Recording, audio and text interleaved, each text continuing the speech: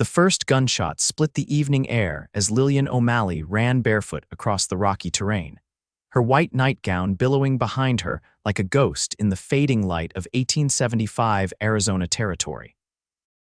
Blood trickled down her temple where her father's signet ring had caught her skin, but the physical pain paled compared to the words still ringing in her ears.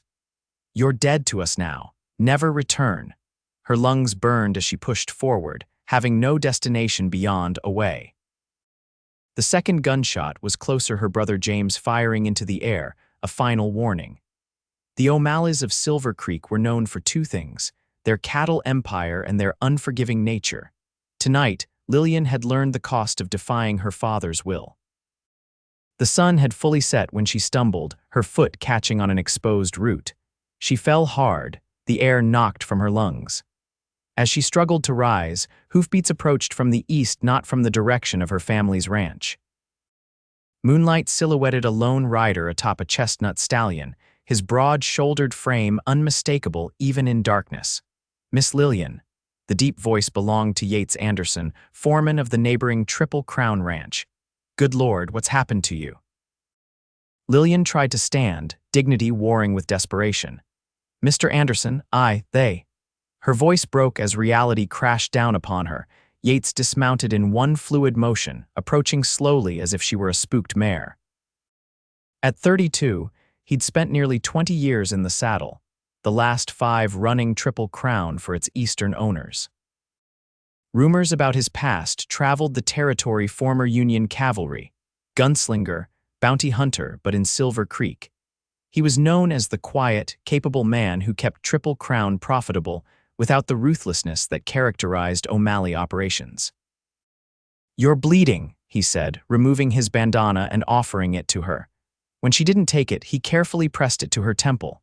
"Your father's work," Lillian nodded, unable to speak past the knot in her throat. "I heard raised voices at your place earlier.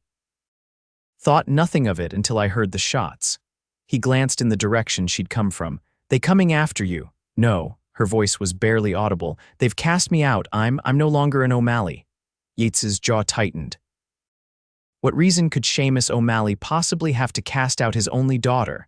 "I refused Buchanan's marriage proposal." The words tumbled out between ragged breaths. "Father arranged everything with Judge Buchanan months ago. Land deals, water rights. My hand was part of the bargain." "The judge is 63 years old, Mr. Anderson." Understanding darkened Yates's expression. "Judge Buchanan was the most powerful man in the territory next to Seamus O'Malley himself, and twice as corrupt.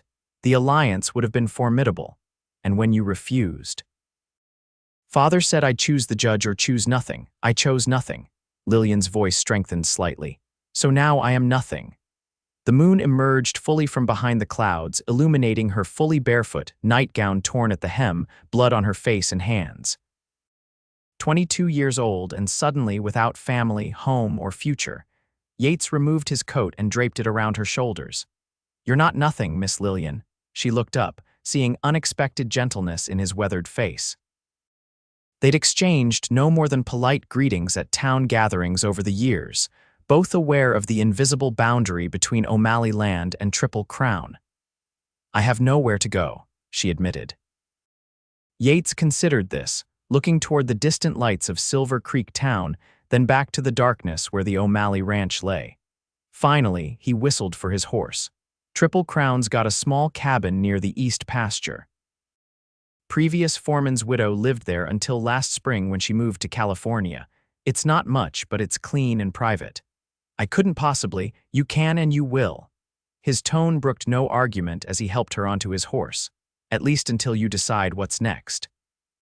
As Yates mounted behind her, his arms creating a protective circle as he took the reins, Lillian felt something she hadn't expected: safety. "Why would you help me? Our families have been at odds for years." Yates guided the horse toward Triple Crown land. "You're not your family anymore, Miss Lillian, and frankly, I never much cared for feuds." They rode in silence for a while before he added, voice low against her ear, "Anyone asks, you're my cousin come to help with household matters. The ranch hands won't question it. And if my father comes looking..." Yates's arm tightened slightly around her waist.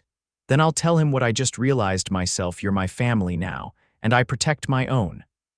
The words sent an unexpected warmth through Lillian's chest, temporary shelter in the storm that had become her life.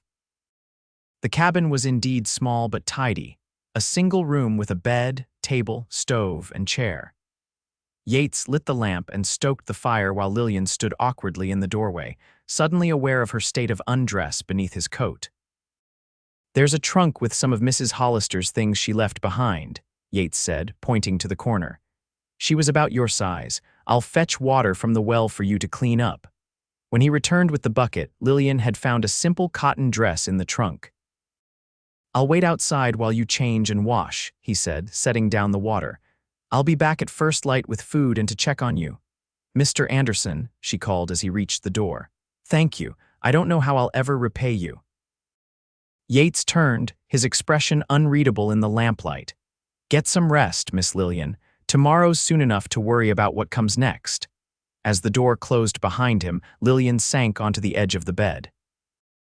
In a single night, she had lost everything she'd ever known and found refuge with a virtual stranger. Exhaustion overcame her as she lay down, still wearing Yates's coat like armor against the night. Morning came with a knock at the door. Lillian startled awake, momentarily confused by her surroundings until the previous night's events crashed back into her consciousness. She had changed into the cotton dress she'd found, though it hung loosely on her frame. Yates stood on the porch with a basket in one hand and a bundle under his arm. "Brought breakfast and some necessities. Hope you managed some sleep." Lillian stepped aside to let him enter, suddenly self-conscious about her tangled hair and the bruise blooming on her temple. "I did, thank you." He set the basket on the table, revealing fresh bread, preserves, and a container of coffee. From the bundle, he produced a hairbrush, soap, and a pair of sturdy boots. "The boots belonged to my sister back in Missouri. She sent them out last year, but they're too small for me. Thought they might fit you better than going barefoot." Lillian accepted the boots, touched by the thoughtfulness. "You have a sister, had." His expression clouded briefly. "Yellow fever, 2 winters past, her husband wrote me after." "I'm sorry," Lillian said softly. Yates nodded, then gestured to the table. "You should eat. We need to discuss your situation." Over breakfast, Yates explained the boundaries of Triple Crown, pointing out which areas to avoid if she wanted to remain unseen. "The main house is a half-mile west. I stay in the foreman's quarters by the bunkhouse, but the ranch owners are back east. They trust me to run things. Won't they object to me being here? They won't know unless someone tells them." He met her eyes directly. "And no one will tell them." Lillian set down her coffee cup. "What happened last night, my family won't simply forget. When Judge Buchanan learns I've refused him, let me worry about that for now." Yates's voice was calm but firm. "Silver Creek's small, but not so small you can't disappear for a while. Give yourself time to think." "Think about what?" "I have no money, no possessions, no skills beyond embroidery and piano playing." Frustration edged her voice. "I can't impose on your kindness indefinitely." Yates leaned forward, arms resting on the table. "Can you cook?" "Yes, but Mrs. Hawkins, who cooks for the ranch hands, is getting on in years. She's been asking for help. It would give you purpose and no one would question you being here." Lillian considered this. Working as a cook was far from the future she'd imagined, but it offered independence. "I'd need to learn the recipes, but I could manage." "Good." Yates stood, gathering his hat. "Rest today. Tomorrow I'll introduce you to Mrs. Hawkins as my cousin Lillian, no last name needed." "What if someone recognizes me?" "Most of the hands have never seen Seamus O'Malley's daughter up close. You'll be surprised how invisible people become when they step out of their expected place in the world." As he moved toward the door, Lillian called after him. "Why are you doing all this for me, Mr. Anderson? Truly." Yates paused, something unspoken moving behind his eyes. "Everyone deserves the chance to choose their own path, Miss Lillian, even in O'Malley." After he left, Lillian explored the cabin more thoroughly. Mrs. Hollister had left behind several practical dresses, undergarments, and even a shawl. By midday, Lillian had cleaned the small space from floor to ceiling, finding purpose in the simple work that had never been required of her before. That evening, as she watched the sunset from the cabin's single window, Lillian realized she'd spent the day without tears or panic. Instead, a strange calm had settled over her, the calm of having absolutely nothing left to lose. True to his word, Yates returned the next morning to escort her to the cookhouse. Mrs. Hawkins was a stout woman with graying hair and shrewd eyes that missed nothing. "So you're Yates's cousin, are you?" she asked, circling Lillian like a prospector assessing a claim. "Don't see much family resemblance." "Different mothers," Yates said smoothly. Lillian's mother was the beauty of the family. Mrs. Hawkins snorted but seemed satisfied. "Well, can you bake bread without turning it to stone?" "Yes, madam. Make a stew that men won't complain about." "I believe so." "Rise before dawn without weeping about it." Lillian straightened her shoulders. "I can and I will." A hint of approval crossed the older woman's face. "We'll see." 2 weeks trial. If you're not up to snuff, you go back wherever you came from. Clear? Clear. After Yates left them to their work, Mrs. Hawkins became more direct. "I don't know what story Yates is spinning, girl, but I know you're no cousin of his." Lillian froze, her hands deep in bread dough. "Don't look so frightened. That man's never lied without good reason. If he's protecting you, there's cause. I won't pry, but know this: we take care of our own at Triple Crown."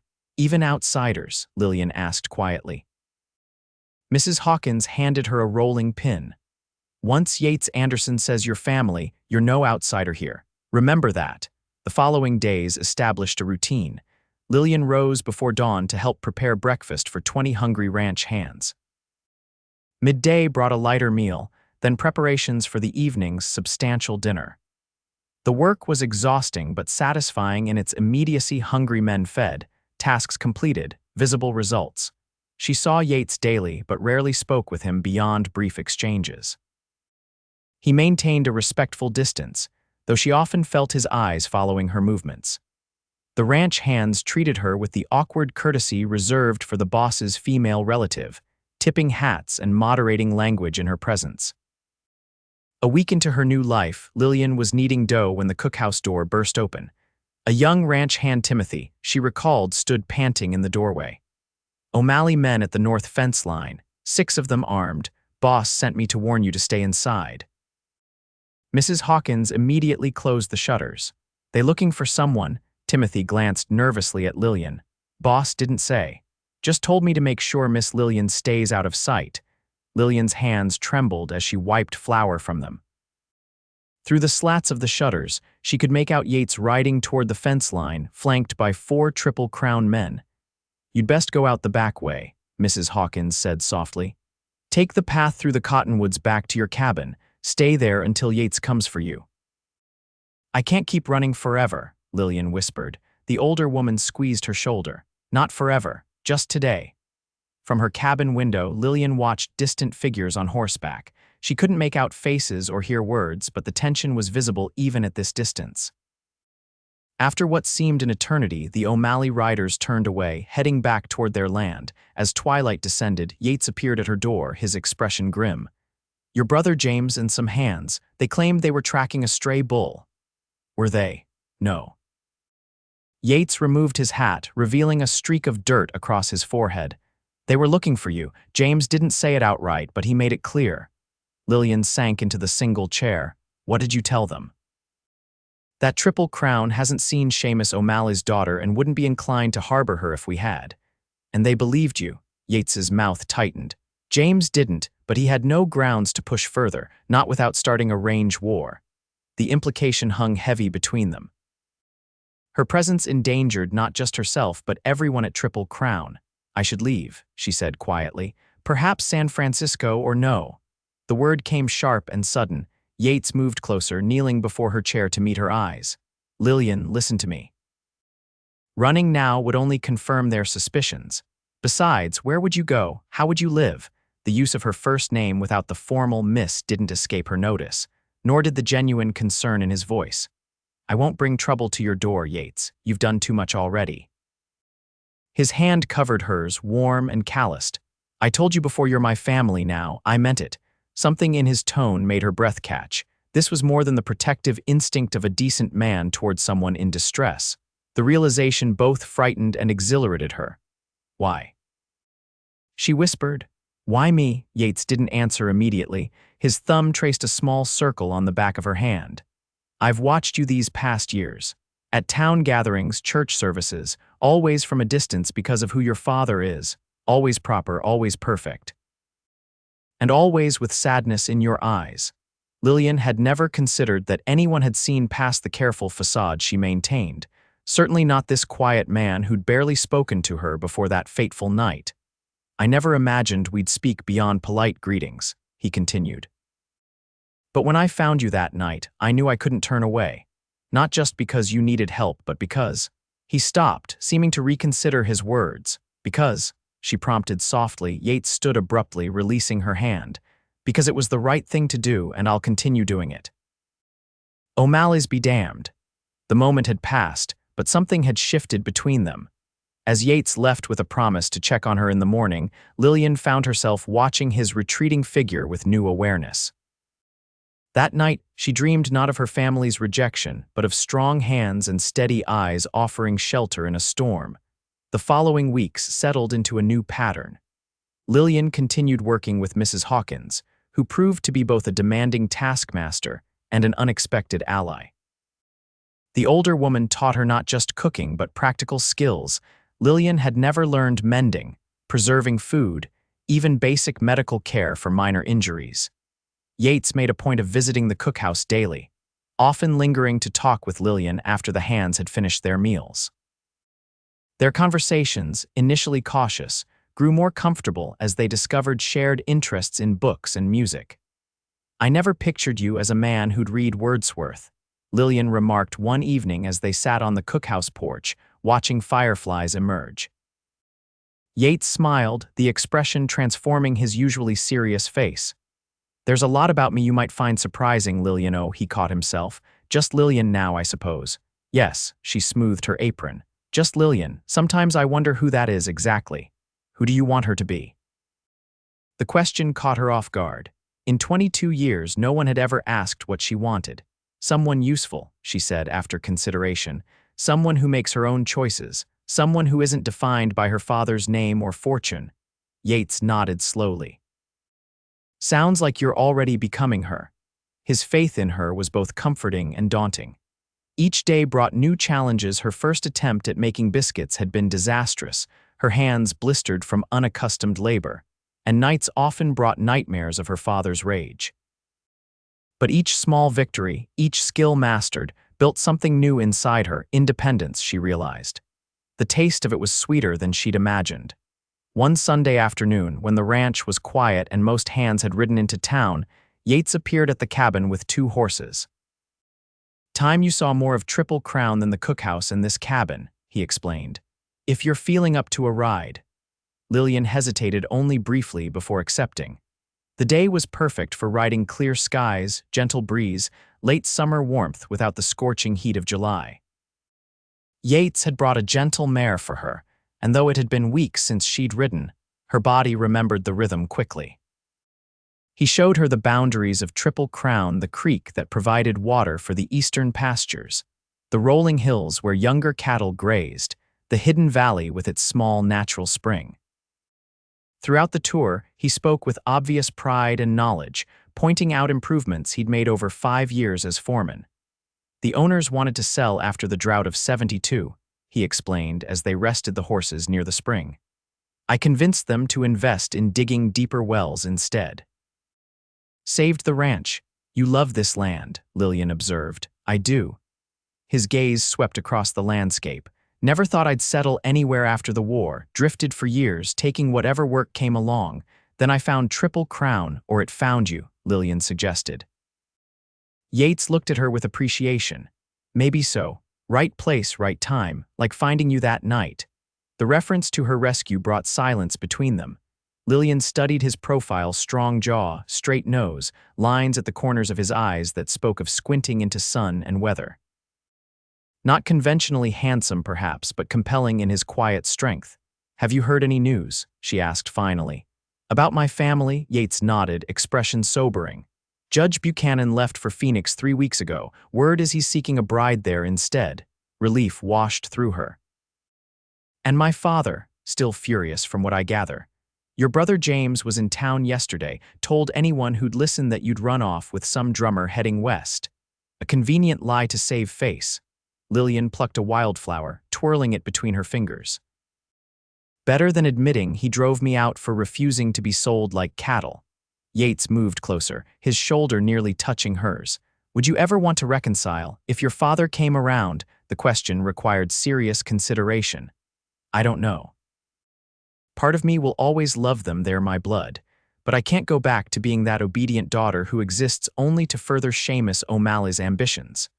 And if they accepted you as you are now, Lillian smiled sadly, they wouldn't recognize who I am now. The Lillian they knew wouldn't have calluses on her hands or know how to butcher a chicken. I like who you are now, Yates said quietly. The simple statement sent warmth spreading through her chest. Before she could respond, distant thunder rumbled. Yates looked up at gathering clouds. Storm's coming faster than I expected. We should head back. They rowed quickly, but the storm moved faster. Rain began falling in heavy sheets when they were still 15 minutes from the ranch buildings. Yates led them to a line shack used during roundup, a simple structure but dry and solid. Inside, they unsaddled the horses and rubbed them down with burlap sacks stored in the corner. The single room held a small stove, a rough-hewn table with 2 chairs, and a narrow bunk. Rain drummed on the tin roof, creating a cocoon of sound that isolated them from the outside world. Yates lit the stove and hung their wet outer garments nearby to dry. Lillian stood awkwardly in her damp dress, suddenly aware of the intimacy of their situation. I'm sorry about this, Yates said, misreading her discomfort. I should have watched the weather more carefully. It's not your fault. Nature follows its own course. Like their feelings for each other, Lillian thought but didn't say. Over the past weeks, something had been growing between them, unacknowledged but undeniable. Stolen glances, lingering conversations, the occasional brush of hands that sent electricity through her skin. Yates busied himself with making coffee using supplies stored in the shack, his movements efficient despite the confined space. When he handed her a tin cup, their fingers touched briefly. Thank you, she murmured, for everything, Yates, not just the coffee. He met her eyes, something unguarded in his expression. Lillian, eye lightning flashed, followed immediately by a deafening crack of thunder. They both jumped, coffee sloshing over the rims of their cups. The moment broken, Yates moved to the single window, peering out at the storm. It's directly overhead now. We'll need to wait it out. They sat across from each other at the small table, sipping coffee and listening to the storm's fury. Gradually, conversation resumed about the ranch, about books they'd read, about everything except the growing tension between them. As evening approached, the storm showed no signs of abating. Yates stirred the stove, adding the last pieces of firewood. We may need to stay the night, he said, back turned to her. I'll sleep on the floor, you take the bunk. I couldn't put you out like that. It's not negotiable. His tone was firm. I've slept on worse. Night fell, bringing deeper darkness and continued rain. Yates made a pallet of saddle blankets on the floor while Lillian reluctantly took the bunk. Despite her exhaustion, sleep eluded her. She was acutely aware of Yates's presence just feet away, his breathing even but not yet deepened into sleep. Yates, she whispered into the darkness. Are you awake? Yes, his voice came low and careful. I've been thinking about what you said earlier, about liking who I am now. Silence stretched between them, broken only by the patter of rain. I meant it, he finally said. Lillian gathered her courage. I like who you are too. I always have, even before I really knew you. She heard him shift on his makeshift bed. Lillian, when you found me that night, I was terrified of everything I'd lost. Now I realize what I've gained: freedom, strength, the chance to know myself. She paused. The chance to know you. The cabin fell silent again. Then, the sound of Yates rising, his footsteps crossing the small space. He knelt beside the bunk, his face barely visible in the dim light from the stove's grate. I never planned this, he said softly. Never expected to feel this way about Yates O'Malley's daughter. I'm not his daughter anymore, you said it yourself. Yates's hand found hers in the darkness. I know who you are, Lillian, I see you. Those simple words broke something open inside her. Lillian leaned forward until their foreheads touched. I see you too, Yates Anderson. When his lips found hers, it felt like coming home to a place she'd never been before. His kiss was gentle at first, then deepening as she responded. His hand cradled her face as if she were something precious, his thumb tracing the curve of her cheek. When they finally broke apart, both breathing unevenly, Yates rested his forehead against hers. "I've wanted to do that since I first saw you standing in the moonlight that night. Why did you wait so long?" she whispered. "Because you needed safety more than you needed romance. Because I didn't want you to feel obligated by gratitude." His consideration touched her deeply. This was what love should be, not a business arrangement or a matter of possession, but a meeting of equals. "I'm not grateful," she said, smiling against his lips. "You're a terrible cook and you snore when you doze in the cookhouse after lunch." His chuckle rumbled through his chest. "Telling tales now, are you? Just seeing you clearly, Mr. Anderson." She kissed him again, feeling bold and new, "and choosing you with open eyes." The storm raged through the night, but within the lined shack, they found shelter in each other's arms. Yates returned to his pallet on the floor, both of them knowing that some boundaries were still necessary. But something fundamental had changed between them, a promise made without words. Morning brought clearing skies and a new understanding. As they rode back to the ranch, Lillian felt lighter than she had in years, despite the complications that surely lay ahead. Those complications arrived sooner than expected. As they approached the ranch buildings, Mrs. Hawkins came hurrying toward them, face creased with worry.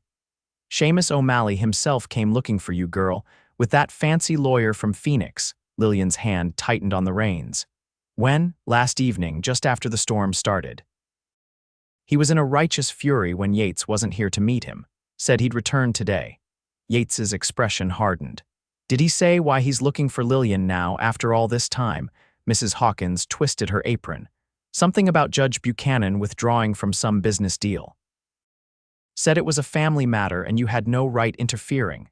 Lillian and Yates exchanged glances. "He knows I'm here," she said quietly. "Doesn't matter."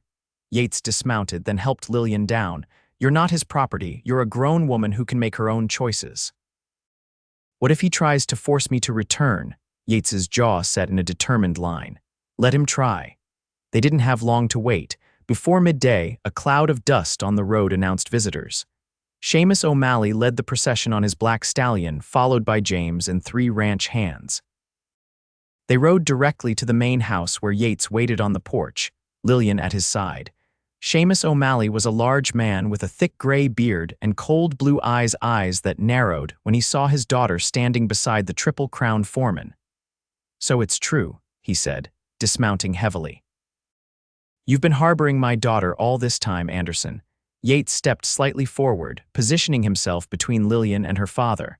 "Miss Lillian came to Triple Crown seeking honest work. We were happy to provide it. She belongs at Silver Creek." Seamus's voice boomed across the yard, drawing the attention of nearby ranch hands. "With her family, the family that cast her out." Yates's voice remained calm but carried clearly. "The family that gave her the choice between marrying a man 3 times her age or being disowned." Seamus's face reddened. "Family business is not your concern, Anderson. It became my concern when I found your daughter bleeding and terrified in the night." The words hung in the air, damning in their simplicity.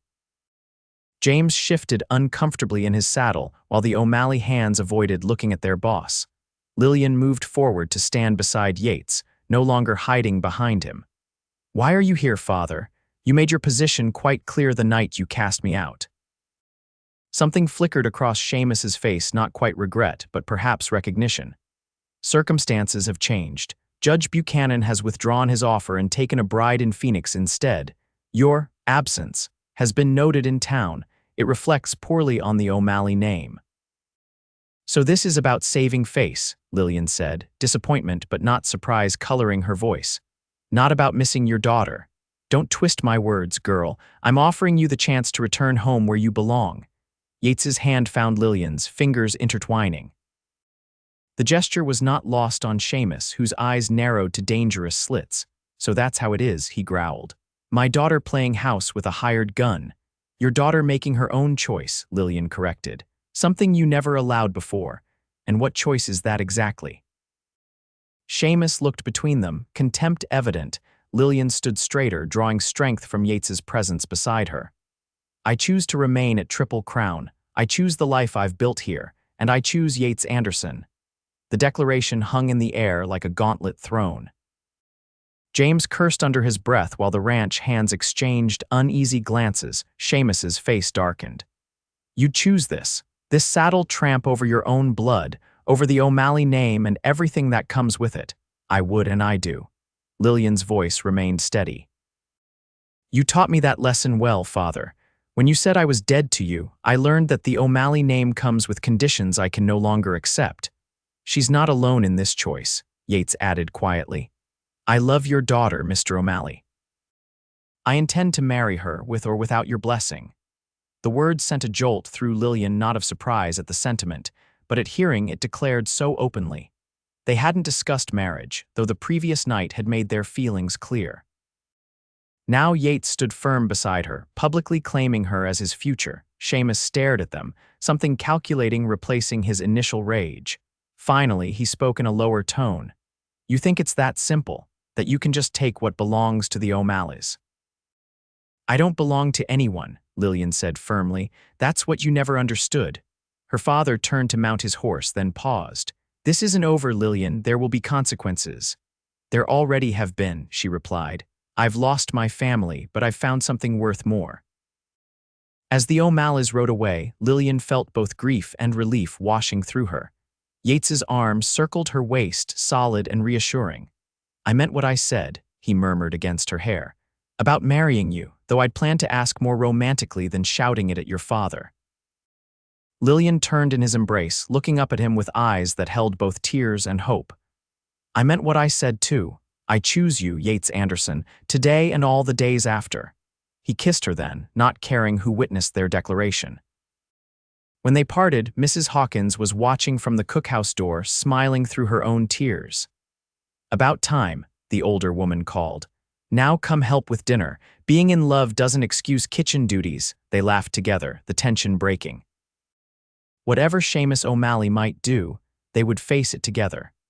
The consequences arrived 3 days later in the form of Triple Crown's absentee owners, summoned by telegram from Seamus O'Malley. The Hargrove brothers, Edward and William, arrived from Boston full of questions about their foreman harboring the daughter of their chief business rival. To everyone's surprise, after hearing the full story and meeting Lillian, the brothers not only approved of the situation but offered Yates a partnership in the ranch. "We've been looking for someone with a stake in the land's future," Edward explained. "Someone who sees Triple Crown as more than an investment. Your intentions toward Miss O'Malley, or Miss Lillian, as she prefers now, suggest you're planning to put down roots." "We are," Yates confirmed, squeezing Lillian's hand. William Hargrove smiled. "Then it's settled. 10% ownership now, with option to purchase more over time. And that cabin by the east pasture. Consider it a wedding gift, though you might want to add a room or two." The wedding took place that autumn, a simple ceremony in the Triple Crown yard with Mrs. Hawkins crying louder than anyone and ranch hands dressed in their Sunday best. No O'Malleys attended, though James sent a silver serving set with a brief note of good wishes. As Lillian and Yates danced under lantern light, she rested her head against his shoulder. "When you found me that night, did you ever imagine we'd end up here?" Yates pulled her closer. "I hoped. Even then, I think I knew you were meant to be my family. They cast me out of my kin," she mused. "But you gave me something better, a family built on choice, not blood. And love," he added, kissing her softly. "Don't forget that part." As winter turned to spring, the small cabin gained 2 new rooms. By the following summer, it gained a nursery as well. Young Elizabeth Anderson arrived with her mother's spirit, and her father's steady gaze, the first of 3 children who would grow up knowing they were cherished for exactly who they were. Seamus O'Malley never fully reconciled with his daughter, though time softened his stance. He met his grandchildren on neutral ground in town, awkward encounters that gradually became more comfortable. James visited the Triple Crown more openly, eventually bringing his own wife and children to meet their cousins. The boundaries between the ranches remained, but the bitter feud faded with the years. When Seamus died in 1890, he left a small parcel of land adjoining Triple Crown to Lillian, not forgiveness exactly, but acknowledgement. Yates and Lillian eventually owned half of Triple Crown outright, building it into one of the most prosperous ranches in the territory. Their story became something of a legend in Silver Creek the night a brave young woman chose her own path, and a quiet cowboy declared she was his family now.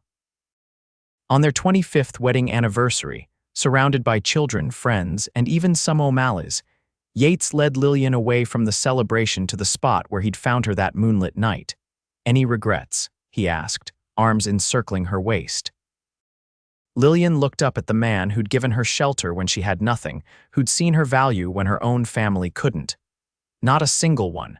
Even giving up the O'Malley fortune," he teased. She laughed, the sound carrying across land that had witnessed both her greatest loss and her greatest gain. "I found a different kind of wealth, the kind that matters." As they walked back toward the lights of home, Lillian reflected that being cast out had been the beginning, not the end. In losing her family, she had found herself and the man who truly saw her, calluses, cooking skills, and all.